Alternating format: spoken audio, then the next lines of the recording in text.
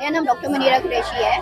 Although I am a social activist. यहाँ पे हम फिलिस्तीन से जुड़े मसलों के ऊपर बात कर रहे हैं। जब हम फिलिस्तीन की बात करते हैं तो सबसे पहला जो ख्याल आता है आपको वो आता है बम का, दूसरा ख्याल आता है भूखमरी का। ये कहना चाहूंगी कि अगर आप थोड़ा बहुत भी शऊर है, आप मुसलमान हो मुसलमान नहीं हो, कोई फर्क नहीं पड़ता, आप इंसान तो है, तो आप सिर्फ इतना कीजिए कि इस्राएली प्रोडक्ट का इस्तेमाल बंद कीजिए। दूसरे जो कुछ भी अगर आपसे मैसर है तो उनकी मदद के लिए आप रवाना कीजिए। और तीसरे, अगर आप सोशल मीडिया यूज करते हैं तो सोशल मीडिया गाने नाचने उसके लिए नहीं, एक पोस्ट कीजिए, जो कुछ भी हो सकता है उसके लिए कीजिए।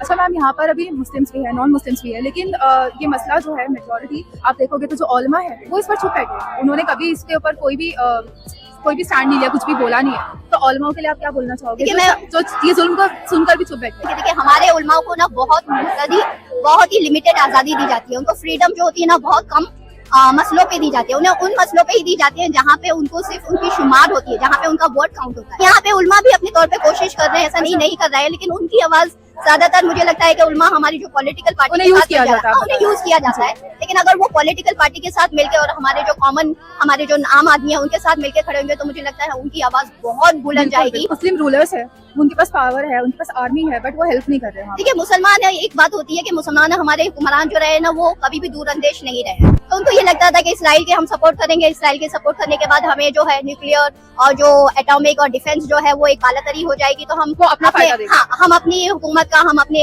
देश का जो है वो भला कर पाएंगे।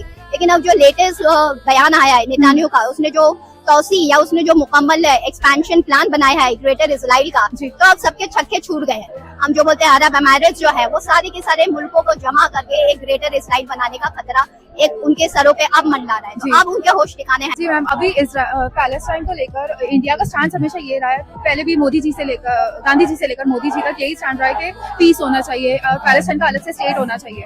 बट फिर हम लोग देखेंगे कि गवर्नमेंट जो है वो उन्हीं कंपनी को सपोर्ट करती है जो वहाँ पर वेपन्स प्रोवाइड कर रही है। तो देखिए, आप ये जो बोल रहे हैं ये हिस्सा रहा था before honourable prime minister came into existence.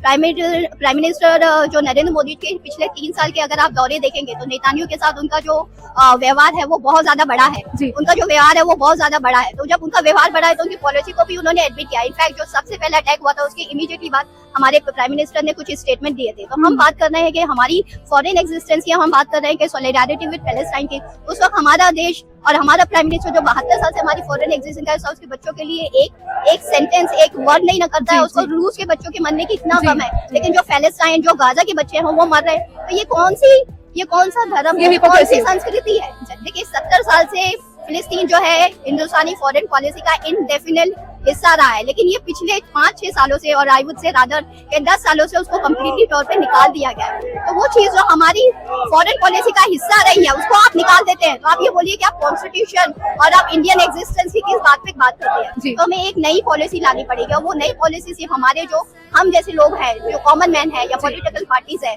या जो अलाइड फ्रंट है, वो ही ला सकते हैं। तो आज हमने उस चीज की शुरुआत दिखा दी कि जितना आप दबाओगे उतना हम दबेंगे नहीं, बल्कि हम बिल्कुल सामने आएंगे और फिलिस्तीन के लिए जो कुछ भी होगा उसकी हेल्प के लिए हम आगे बढ़ेंगे।